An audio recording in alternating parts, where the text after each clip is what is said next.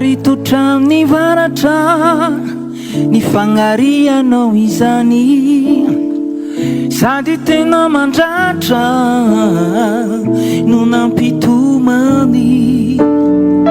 Tsy de nisy ady soko ny nampatesitranao, vaky silaka ny foko taminataonao.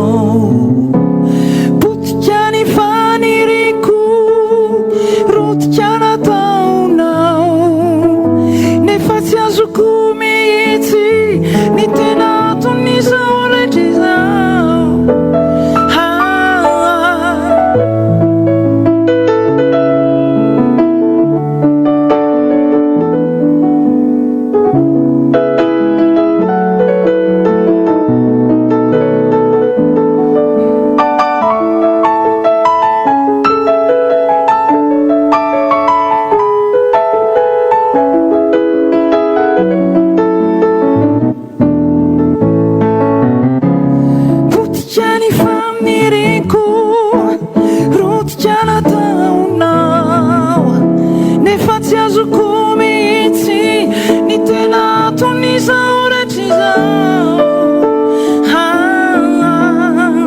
Aritotrany varatra ny fagnarianao izany, sady tena mandratra no mampitomany.